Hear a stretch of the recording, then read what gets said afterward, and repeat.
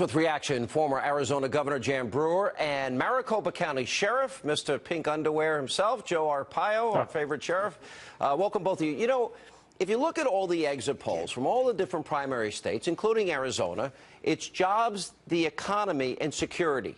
All of them are tied to immigration. And Governor, I'll start with you. What is the impact on jobs for Americans, the health care cost, the educational cost, the criminal justice cost of illegal immigrants? How big is it? Well, it's extraordinary. It costs us probably, $1 billion or more a year to educate these people that are coming across with their children. Certainly, they're taking jobs out of the economy, and then their health care under our Medicaid program, we call it access here, in the incarceration. It's extraordinary, and we certainly can't afford it, and it's not our job. And the point of the matter, truly, Sean, is that our borders need to be secured, and we believe in the rule of law. Yeah. And Sheriff, you have an up-close and personal view of this. How many or what percentage of the people over the years has your jail been holding that are illegal immigrants? Well, just recently we did a survey. I think I talked about it before. Thanks for asking the question. We've had 5,500 in our jail system. We turned over to ICE.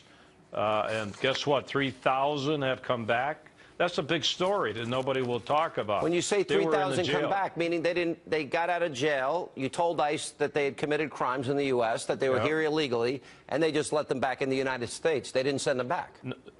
No, came back to the same jails that I run. Yeah, One guy that's came what I'm back saying. 24 times.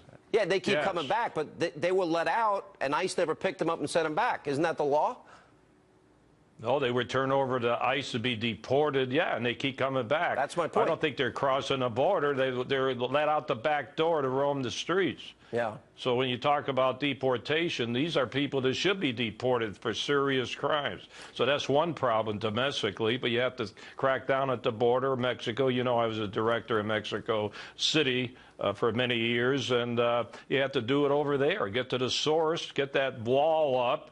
And I was with Donald right from the beginning when he mentioned a wall in immigration. Nobody wanted to talk about it, Sean. You know that. Now everybody's talking about it. It's a no-brainer to put that wall up. Yeah, and by the way, Republicans, if they wanted the wall up, they would have put it up. Let me ask a political question, Governor, and that is, John McCain was whining earlier this week that, his re-election campaigns are going to be reduced because Donald Trump's the nominee. I don't think that's the case. Isn't it because the people of Arizona feel that he's been part of the problem over these years? Which scenario is more realistic?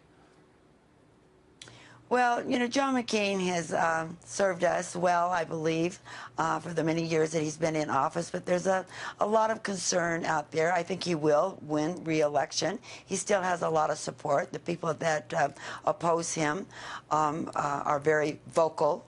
But, Sean, I will tell you, there's nobody better that you would want in your foxhole if you have a problem. I think that John is truly an American hero.